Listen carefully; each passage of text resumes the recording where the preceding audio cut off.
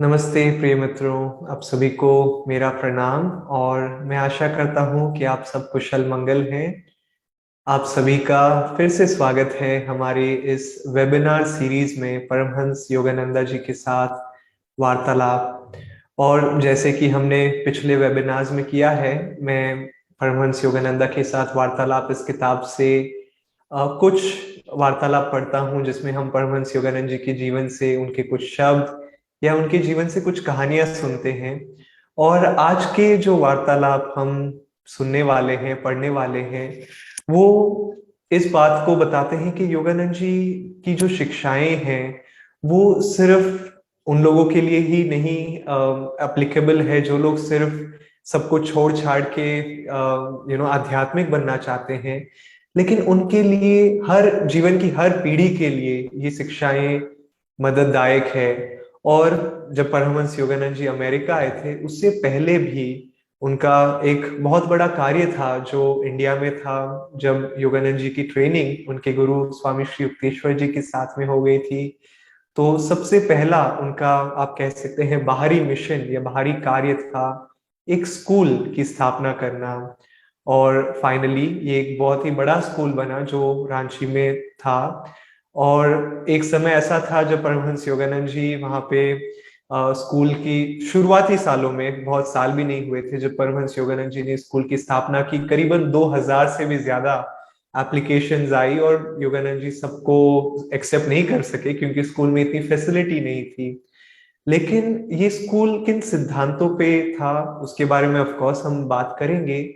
लेकिन हम जीवन में दोस्तों देखते हैं, स्पेशली अभी के जो एजुकेशन दी जाती है बच्चों को स्कूल्स में, कॉलेजेस में, उसमें हम देखते हैं कि सिर्फ लोगों को तैयार किया जाता है कि कैसे किताबी ज्ञान सीख सके और कैसे कोई शायद अच्छा इंजीनियर बन सके या अच्छा चार्टर्ड अकाउंटेंट बन सके या अच्छा डॉक्टर बन सके। और कैसे स्कूल, अगर वो स्कूल से निकल रहा है तो कैसे एक अच्छे कॉलेज में उसे एडमिशन मिल सके, और अच्छे कॉलेज से निकल रहा है तो कैसे उसे एक अच्छी जॉब मिल सके या अच्छी पोजीशन मिल सके सोसाइटी में। और हमारी जो एजुकेशन है आज के दिनों पे सिर्फ काफी हद तक वहीं तक सीमित रह गई है। और योगानंद जी जानते थे कि ऐसा होगा और हो रहा था शायद उस समय भी जब वो जीवित थे। तो उन्होंने जो अपनी स्कूल की स्थापना की थी, और वो चाहते थे कि और ऐसे स्कूल्स बने जहाँ पे बच्चों को ऑल राउंड एजुकेशन दिया जाता था, उनको पूरी तरह से हर ओर से शिक्षा दी जाती थी, न सिर्फ कि मैथमेटिक्स या बायोलॉजी या अकाउंटेंसी क्या होता है, लेकिन किस प्रकार एक व्यक्ति को अपना जीवन जीना चाहिए, किस प्रकार का कैरेक्टर होना चाहिए, आध्यात्मिक सिद्धांतों के साथ कैसे जीना चाहिए, सही और गलत की पहचान। और क्यों, क्या ये सच नहीं है दोस्तों कि आज के दिन पे हमें हमारी जो एजुकेशन है वो इसके लिए तो तैयार कर देती है कि मैं एक अच्छी जॉब पा सकूं, लेकिन जब जीवन में पहली कठिनाई आई नहीं, पहली परिस्थिति आई नहीं, और हमें हमारी एजुकेशन ने उसके लिए पूरी तरह से तैयार नहीं किया है, हमारी शिक्षाओं ने जो स्कूल और कॉलेजेस में दी जाती है वो हमें पूरी तरह से तैयार नहीं करती है जीवन की कठिनाइयों को, जीवन की परीक्षाओं को का सामना करने के लिए, और उसमें मैं कह सकता हूँ अव्वल नंबर से पास होने के लिए। और इन सब चीजों को योगानंद जी ने देखा था, और जब उन्होंने स्कूल जो ये स्थापना की थी, इन सिद्धांतों को कवर किया था। और ऐसे ही कुछ स्कूल्स बाद में स्वामी क्रियानंदा जी ने, जब वो अमेरिका में थे तब उन्होंने लिविंग विजडम स्कूल्स के नाम से इन स्कूल्स की स्थापना की। और हम सोचते हैं, और स्वामी क्रियानंद जी ने ऐसे पहले स्कूल की स्थापना की थी सन 1970 में, और हम सोच सकते हैं कि अरे ऐसे स्कूल में फिर लोग प्रैक्टिकल कैसे होंगे, प्रैक्टिकल होने के लिए तो हमें सब्जेक्ट्स पढ़ने पड़ते हैं, ये सीखना होता है, मैथमेटिक्स, अकाउंटेंसी, इंग्लिश, साइंस, ये सब चीजें सीखनी होती है। लेकिन ये भी चीजें सिखाई जाती हैं इन स्कूल्स में, लेकिन साथ साथ कैरेक्टर बिल्डिंग भी, कैसे एक अच्छा मनुष्य बनता है, सही व्यवहार क्या होता है, गलत व्यवहार क्या होता है, कैसे दूसरों के बारे में सोचा जाता है, कैसे हम सेवा भाव से यदि लोगों की सेवा करते हैं तो उसमें हमारा भी फायदा होता है। तो इन सिद्धांतों के साथ में ये स्कूल्स, जैसे कि मैं कह रहा था, 1970 में बनी थी, और अब हम देखते हैं कि कई लोग जो इन स्कूल से निकलते हैं वो जब कॉलेजेस में जाते हैं तो टॉप कॉलेजेस में इन्हें एडमिशन मिलता है। और यही नहीं, जब वो अपने जीवन में आगे बढ़ते हैं तो वो अपने जीवन में जो भी पोजीशन में रहते हैं, कई लोग जो इन स्कूल से क्वालिफाई किए थे वो मेरे आज मित्र हैं, क्योंकि शायद मैं इन स्कूल्स में नहीं पढ़ा था लेकिन मैं लोगों को जानता हूँ जो इन स्कूल्स में पढ़े हैं। कुछ लोग मेरी उम्र के हैं और मैं जब इन्हें देखता हूँ तो मैं देखता हूँ, अरे इतनी मेच्योरिटी। और कुछ लोग जो मेरे से कम आयु के हैं, मैं उन्हें देखता हूँ, मैं देखता हूँ इतनी सारी मेच्योरिटी इतनी कम आयु में। जरूर इन्हें कुछ अच्छी तरह से सिखाया गया होगा। मैं इन स्कूल्स के बारे में और योगानंद जी की के सिद्धांतों के बारे में, जिस आइडिया से इन्होंने ये स्कूल्स बनाए थे, इनके बारे में और बात करना चाहूंगा। लेकिन उससे पहले मैं ये वार्तालाप पढ़ना चाहूंगा जिसमें योगानंद जी कैसे अपने जो स्कूल में बच्चे थे उन्हें सिखाते थे और कैसे हम उससे प्रेरणा ले सकते हैं। मैं मान सकता हूं कि हम सबके घर में बच्चे हैं जो कम आयु के हैं, तो कैसे हम उन्हें सिखा सकते हैं उदाहरण से और उन्हें मदद करने के तरीके से और ना कि सिर्फ डांटने से।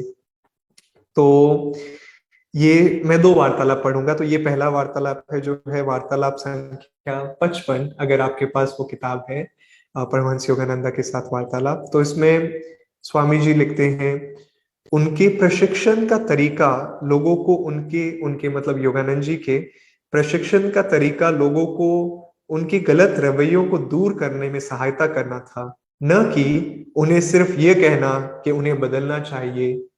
क्योंकि दोस्तों बहुत आसान होता है कहना कि तुम्हें इधर बदलने की जरूरत है, लेकिन कैसे, वो ज्यादा जरूरी है। तो स्वामी जी लिखते हैं, उन्होंने बताया, हमारे रांची के विद्यालय में दो लड़के हमेशा आपस में लड़ते रहते थे। आखिर में उनको सुधारने के लिए मैंने उन दोनों को एक ही बिस्तर में सुलाना शुरू कर दिया। उनके पास या तो लगातार लड़ना या लगातार शांति रखने का ऑप्शन था बेसिकली। समय के साथ दोनों ने मिलजुल कर साथ रहना अच्छी तरह सीख लिया। जब मैंने देखा कि वे दोनों करीब करीब मित्र बन गए हैं तो मैंने उनसे थोड़ी और कोशिश कराने का विचार किया।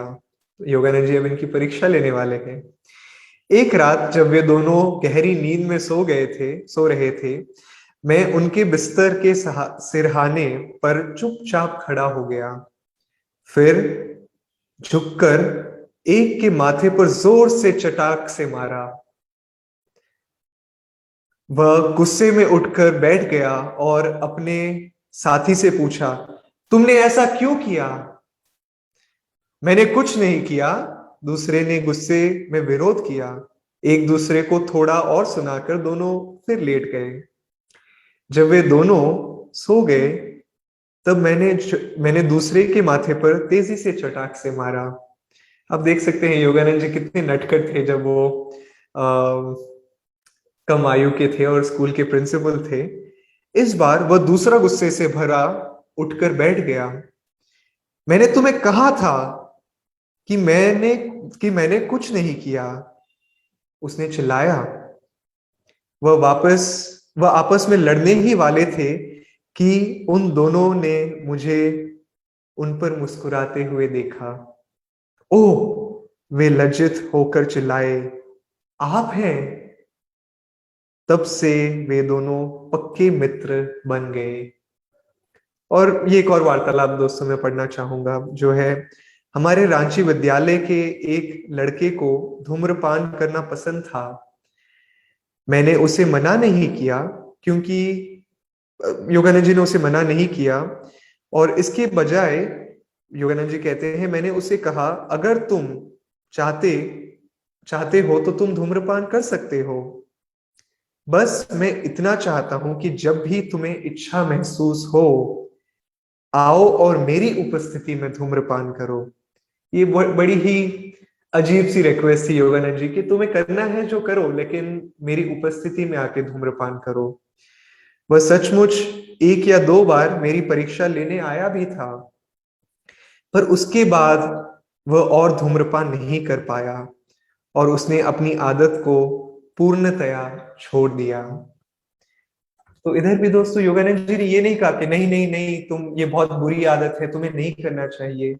और इस लड़के की परिस्थिति में ये इसीलिए धूम्रपान करता था क्योंकि वो अपने जो भी उसके शायद माता पिता कहते थे वो उसका उल्टा करना चाहता था। तो अगर वो कहते कि नहीं तुम ये मत करो तो वो अवश्य उसे करता। तो इसीलिए जब योगानंद जी ने उसे कहा कि तुम्हें जो करना है करो, बस मेरी उपस्थिति में करो, अचानक से ये लड़का सोच नहीं पाया कि अब मुझे क्या करना चाहिए। मुझे पता है कि ये मेरे लिए हानिकारक है। और दोस्तों, काफी बार बच्चों के साथ में आपको पता होगा, खासकर जो टीनेजर्स होते हैं वो बहुत ही रेबेलियस होते हैं। इंग्लिश में अगर मैं वर्ड यूज कर सकूं, बहुत ही किसी भी चीज को बोले वो उसका उल्टा करना चाहते हैं। तो बजाय ये कि नहीं मैं तुम्हारा गुरु हूं या मैं ये टीचर हूं या मैं ये प्रिंसिपल हूं, योगानंद जी ने ऐसा कुछ नहीं किया। और योगानंद जी बाद में भी, जैसे आपने पहले की कहानियों में पिछले वार्तालाप में सुना होगा, कि वो नहीं कहते कि मैं गुरु हूं तुम्हारा, तुम्हें मुझे सुनने की जरूरत है। वो उदाहरण के साथ में उनके अंदर से, उनके भीतर से उनको उत्तर देते। कई बार स्वामी क्रियानंद जी कहते हैं कि उनके मन में कोई प्रश्न, गहरा प्रश्न चल रहा होता था और योगानंद जी स्टेज पे खड़े सत्संग दे रहे होते थे और अचानक से योगानंद जी उसी चीज का उत्तर देते जो प्रश्न स्वामी क्रियानंद जी के मन में था। शायद उन्होंने बोला नहीं, लेकिन वो उनके मन में था, उनके हृदय में था, उनके अंदर था वो प्रश्न। और यही नहीं, कई बार योगानंद जी जैसे ही वो उत्तर देते, वो स्वामी जी को देखते, मुस्कुराते और अपना सत्संग, किसी और को नहीं पता चलता था उस सत्संग में, लेकिन स्वामी जी को पता था कि वो उन्हें उनका उत्तर दे रहे हैं। तो जो सच्ची शिक्षाएं हैं दोस्तों, वो जो दी जाती है वो अंदर से दी जाती है, वो अंतर ज्ञान से दी जाती है। और उसके लिए हमें सबसे पहले खुद समझदार होना पड़ता है। और जो मैं लिविंग विजडम स्कूल्स बोल रहा था, वहाँ के टीचर्स इन सिद्धांतों के साथ में उनके स्टूडेंट्स की मदद करते हैं। उन्हें देखने में ये नहीं बोलते हैं कि ये गलत है या ये सही है, उन्हें बच्चों को खुद ये देखने पे प्रोत्साहित करते हैं, बच्चों को खुद ये देखने में सहायता देते हैं, ताकि वो खुद अपने जीवन में निर्णय ले सके कि क्या सही है और क्या गलत है। और जब बच्चे, क्योंकि बच्चों को पसंद है खुद का निर्णय लेना, खुद के निर्णय लेना, और जब उन्हें वो पावर मिल जाता है तो वो भी खुश होते हैं और ज्यादा ऊर्जा डाल पाते हैं जीवन में सही डिसीशंस के लिए। तो दोस्तों, अगर जीवन में आपको किसी को एडवाइस देनी हो तो कोशिश कीजिए, एडवाइस देना बहुत अच्छी बात है, लेकिन ये भी कोशिश कीजिए कि अगर सामने वाला उन उत्तरों को अपने अंदर से पा सके। एक सच्चा टीचर, और मैंने ये देखा है, चाहे वो अच्छा टीचर चाहे अकाउंट्स में हो या मैथ्स में हो या आध्यात्मिक मार्ग पे हो, एक सच्चा और अच्छा टीचर अपने स्टूडेंट्स को अंदर से उनके उत्तर प्राप्त करने में मदद करता है, और न कि सिर्फ बता देता है कि ये है तुम्हारे उत्तर और जाओ। क्योंकि उसमें ज्यादा स्ट्रेंथ नहीं आती है उन्हें, वो उनमें उतना कॉन्फिडेंस नहीं आ पाता है जब तक वो खुद उन चीजों को करना सीख नहीं जाते हैं। ऐसे स्वामी क्रियानंद जी ने एक किताब भी लिखी थी, एजुकेशन फॉर लाइफ, जो योगानंद जी की इन शिक्षाओं पे आधारित है कि कैसे बच्चों की मदद करी जाती है जब वो 6 साल के होते हैं, जब वो 12 साल के हो जाते हैं, जब वो 18 साल के हो जाते हैं। क्योंकि हर एक आयु में, हर एक उम्र में अलग अलग प्रकार की जरूरतें होती है बच्चों की। और यही नहीं, इस पुस्तक के बारे में एक बार कोई व्यक्ति थे जो रिसर्च कर रहे थे, उनको प्रोजेक्ट दिया गया था कि इस पूरे विश्व में जो जो जिन प्रकारों से सिखाया जाता है, एजुकेशन दी जाती है पूरे विश्व में, अलग अलग देशों में, उनकी रिसर्च करना था उनका कार्य। और उन्होंने रिसर्च करने में, उनकी रिसर्च के अंतिम लास्ट पैराग्राफ्स में उन्होंने कहा कि एजुकेशन फॉर लाइफ, ये किताब मैंने पढ़ी है जो स्वामी क्रियानंद ने लिखी है, और ये एक किताब है, बहुत लंबी रिसर्च थी, लेकिन इस रिसर्च के अंत में उन्होंने कहा कि ये एक किताब है जो मुझे बहुत अच्छी लगी, क्योंकि ये बच्चों को प्रैक्टिकली सिखाने में मदद करती है। और मैंने जब ये किताब पढ़ी थी तो मैंने देखा सिर्फ बच्चों के लिए ही नहीं, ये बड़ों के लिए भी बहुत ही मदददायक और सहायक है। क्योंकि मनुष्य के पीछे, हर मनुष्य चाहे आयु जो भी हो, हर मनुष्य एक ही चीज सीखना चाहता है, एक ही चीज पाना चाहता है, वो है मनुष्य खुश रहना चाहता है और वो दुख से दूर होना चाहता है। हमारे जीवन, सबके जीवन के पीछे ये एक उद्देश्य रहता है, और ये किताब हमें उसमें मदद करती है। और ऑफ कोर्स ये इंग्लिश में है, लेकिन इसका ट्रांसलेशन अभी हिंदी में चल रहा है। और ये जो रांची की स्कूल थी, क्योंकि मैंने शुरुआत में बोला था तो मैंने सोचा कि इसके बारे में थोड़ा और शेयर करूं मैं, कि जब योगानंद जी अमेरिका चले गए तो इस स्कूल की एनर्जी थोड़ी डाउन हो गई थी। और जब योगानंद जी ने ये दुख पूर्वक बात है कि जब श्री योगानंद जी ने शरीर त्याग दिया था तो इस स्कूल में कठिन परिस्थितियां आने लग गई, और उन्होंने जब गवर्नमेंट से सपोर्ट लेना शुरू किया, तब आपको पता है जब गवर्नमेंट इन्वॉल्व होती है तो उन्होंने इनके सिद्धांतों को भी बदल दिया। लेकिन अमेरिका में अभी भी कुछ स्कूल्स है, और अब इंडिया में भी कुछ स्कूल्स ऑनलाइन शुरू हो रही है और हो भी चुकी है, जहां पे बच्चों को सिखाया जाता है सिर्फ ये नहीं कि कैसे जॉब लिया जाए, लेकिन कैसे बेहतर इंसान बना जाए, और उससे फिर वो हर फील्ड में सक्सेसफुल हो पाते हैं। और इसका प्रूफ है अब, क्योंकि हम मैं इन लोगों से मिल चुका हूं, मैं खुद आश्चर्यचकित रहा था। और जब मैंने पहली बार देखा और इन सिद्धांतों के बारे में सुना, मैंने बोला मेरे जीवन में मुझे क्यों नहीं मौका मिला। लेकिन ऑफ कोर्स हम सबको अपने जीवन के लिए जो सही है, जो उचित है, वो ईश्वर देते हैं। और एक और चीज है, जब योगानंद जी भी अमेरिका गए थे, उन्होंने कोशिश की थी इन स्कूल्स को स्टार्ट करने की, लेकिन उस समय उधर की पब्लिक तैयार नहीं थी। और योगानंद जी ने कहा कि जब तक पेरेंट्स जो बड़े होते हैं वो तैयार नहीं हो जाते हैं, तब तक बच्चे भी तैयार नहीं होंगे। और क्योंकि उस समय अमेरिका में योगा या योग के सिद्धांत या आध्यात्मिक सिद्धांतों का ज्यादा प्रचलन नहीं था, तो इसीलिए वो स्कूल उस समय फेल हो गई। लेकिन फिर स्वामी क्रियानंद जी ने बाद में इन स्कूल्स की वापस स्थापना की और इन्हें एक बहुत बड़ा सक्सेस बनाया। लेकिन ऑफ कोर्स मैं स्कूल्स के बारे में बात कर रहा था, बच्चों के बारे में बात कर रहा था, लेकिन हम देखते हैं दोस्तों कि कैसे योगानंद जी अपने शिष्यों के साथ में, चाहे छोटे हो, बड़े हो या बुजुर्ग भी हो, वो उन्हें सिर्फ बताते नहीं थे कि तुम्हें ये करना चाहिए या तुम्हें वो करना चाहिए, और वो हर परिस्थिति में उचित थे कि इस परिस्थिति में इन बच्चों को के साथ थोड़ा सख्ती के साथ मुझे करना पड़ेगा व्यवहार। और इस व्यक्ति जो धूम्रपान कर रहा था, ये बच्चा, उसके साथ में शायद थोड़ी नरमी की आवश्यकता थी, क्योंकि शायद उसके माता पिता उसे उसके साथ बहुत कठोर थे, और उसे शायद उसके जीवन में किसी की या किन्हीं की आवश्यकता थी जो उन्हें समझ सके। तो हर एक परिस्थिति में और हर एक व्यक्ति के साथ में योगानंद जी हमें सिखाते हैं कि हम कैसे उचित व्यवहार कर सकते हैं। इसके साथ में दोस्तों मैं आपसे विदा लेता हूं, और हम फिर से आपसे अगले वेबिनार में मिलेंगे परमहंस योगानंदा जी के वार्तालाप के साथ। ओम शांति शांति शांति।